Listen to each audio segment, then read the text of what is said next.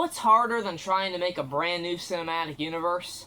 Trying to make a movie reviewed less than 20 minutes long for this film. Let's talk about Superman.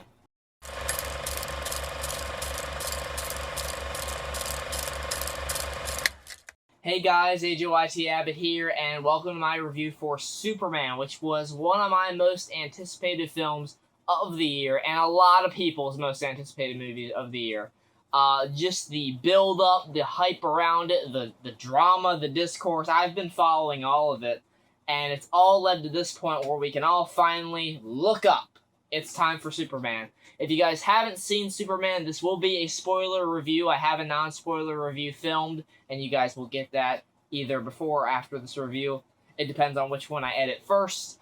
So Superman is a character that, honestly, I don't have the biggest emotional attachment to. I've always been a far bigger Batman fan, if you couldn't tell. But I do have love for Henry Cavill Superman and Christopher Reeve Superman. Even some of the Brandon Routh stuff is fine. I haven't seen Superman and Lois. I don't know anything about that. But I've always been a big Batman fan. And when it comes to Superman, I'm just like, oh yeah, like Superman's cool. But with this movie, man, I was just so excited because it's James Gunn. It's James Gunn starting off his DC universe, starting it off with the big one, Superman, which he actually said years ago he didn't even know if he could do. He wasn't sure if he even wanted to do Superman because he didn't think he could bring anything new to the table. And honestly, he brought some pretty new things to the table with this iteration of Superman. Whether that's for better or worse, I will discuss that. James Gunn is a director that I've loved for years. He's done Guardians 1 through 3, he's done The Suicide Squad, episodes of Peacemaker, and now he's back for Superman, starring David Corenswet as the Man of Steel. You have Rachel Brosnahan from The Marvelous Mrs. Maisel, which I've never seen, but she is so damn charming in this movie, and I love her and David's chemistry. I wish we got a little bit more of that. That's one of my nitpicks with the movie. I wish we did get a little bit more scenes between just Clark Kent and Lois Lane, or, you know, Superman and Lois Lane. We get 2 or 3, they have an emotional moment where they're arguing, and another moment where he's about to turn himself in. And then, of course, the ending is really satisfying between them as well. But, I don't know, I was hoping for just a bit more in there. You also have Nicholas Hoult as Lex Luthor, which he did an awesome job in this movie making you hate him. You hate this version of Lex Luthor because he is so petty, and he is a touch more ridiculous than I was kind of thinking he might be. I was hoping he would be just a little bit more serious, because there's moments where he's kind of cutting the tension of some of the fight scenes, where he is yelling these combinations for people to put in to make Ultraman hit Superman. He's like, A1, and he'll punch him. It's A7, he'll kick him. B5, or whatever, he'll shove him or whatever. So he has, like, combo moves worked out for Superman, which I do think is funny, but I do wish it didn't interrupt the fight scene as much. So that's another nitpick from me. You have Nathan Fillion in here, Isabella Merced, you have Mr. Terrific. I can't for the life of me remember the guy's name that plays Mr. Terrific, but I love Mr. Terrific in this movie. I would take a Mr. Terrific spinoff. I really, really would. Because he just comes in there with his little robot guys. Oh, dude. He fucks shit up in this movie. I really loved him. Especially near the end, where he's like, I don't need your help. I'm goddamn Mr. Terrific. I love that. David as Superman and Clark. Just, mwah. Love it. Love it. I will always have love for Henry Cavill and, of course, Christopher Reeves, but I was really captivated by his performance in this movie, truthfully. This is Superman, told right out of the comic books, and this movie feels like you're being put in the middle of a comic book, because when we start off, we are not, like, doing the origin story with Krypton falling, and him going to the Daily Planet, and him getting to know Lois Lane. No. We're like three, I forget if they said 3 years or 3 months, 3 weeks. There's a bunch of threes at the beginning, which was a strange way to do that. But anyway, we are deep in. Like, he has been Superman in this city for a little while now. He is dating Lois Lane. She knows that he's Superman. And they are palling around in the Daily Planet, giving each other shit as Clark Kent and Lois Lane. You have Jimmy Olsen in this movie, and they try to do a subplot with him that, honestly, I was like, why? Why are we trying to put this in here? That's one of the biggest problems that I have with Superman, unfortunately. Which I got the vibes from the trailers that I was like, there is a lot of characters here. Are they going to be able to balance it out?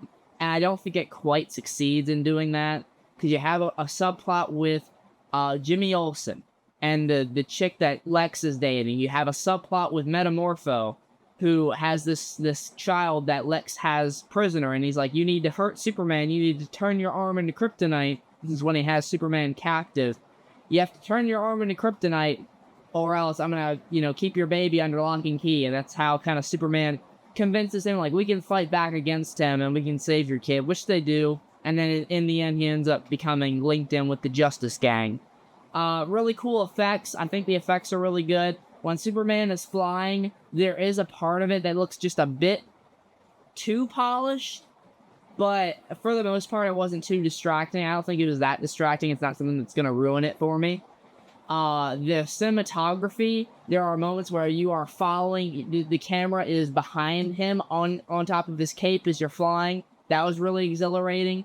You have Krypto in this movie. I love seeing Krypto. He's constantly kicking the shit out of Superman because Superman isn't his actual owner. It's Supergirl, played by Millie Alcock, who shows up at the end just fucking drunk, which I've read that apparently in Superman Woman of Tomorrow, which that film is going to be based on, she was like shit-faced drunk all the time at the bar with Krypto, and I'm like, okay. But still, that's kind of a weird way to introduce her into this universe. She just stumbles into the Fortress of Solitude all drunk. I was like, okay. Not sure how I feel about that character introduction. But fine. Really, like I said, my biggest issues lie with some of the plot, the way it's organized with some of those plot lines, and also the writing. Yes, there's a lot of exposition in here. Lex, I really love Lex. I love Nicholas Hoult as Lex, but I feel like even he didn't get some true time to shine in this movie. It felt kind of weird. It felt like they were kind of struggling to balance out all these characters, like I was saying. I think that the fight scenes, while I said some of the tension is undercut by Lex screaming out combo moves or whatever, I think it's entertaining enough. The final fight scene between him and Ultraman, which ends up being, a clone of Superman, I thought that was pretty cool. Obviously, not a very hard twist to see with Ultraman being Superman's clone. I figured that out right away.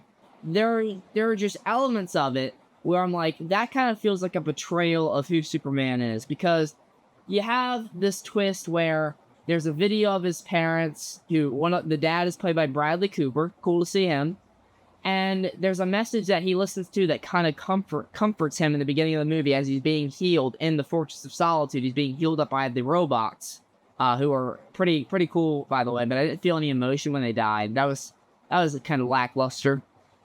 He has a message from his parents that they gave to him as they sent him to Earth from Krypton as it was exploding, but the message got damaged.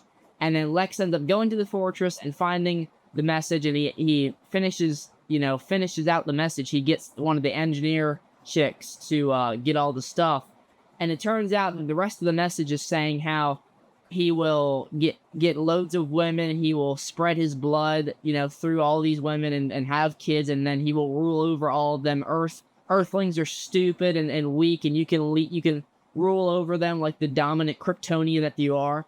I was like, that feels really wrong. That does not feel right. And I was very sad at that. I mean, maybe that's the point. Maybe you're supposed to feel sad in that moment. I felt bad for Superman, for sure.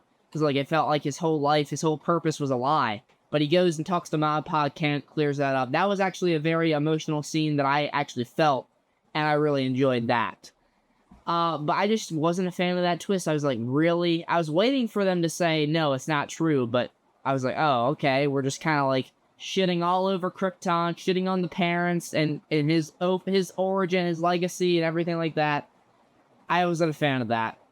So overall, guys, you have some stuff that I wasn't really fond of, some stuff that I was really entertained by, and it all comes together to give a movie that I am going to be satisfied with watching more of. I'm going to definitely give this another watch because I think it can maybe raise up at least 1 or 2 pegs if I watch it again and kind of, just be entertained by it.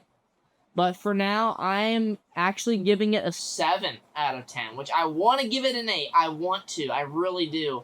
But just some of these problems just bugged me a little bit too much to where I just can't push it there just yet. If I watch it again and kind of think about it a little bit more, maybe soften my opinions on certain things, then maybe I can give it an 8, but we will see. So, let me know what you guys thought of Superman down in the comments below. I think I did manage to just barely keep it under 15 minutes. So I'm happy about that. I don't want to waste your guys' time too much. But hope you guys enjoyed the review. Let me know what you thought of the film, and I'll see you guys in the next one. Take care, and goodbye.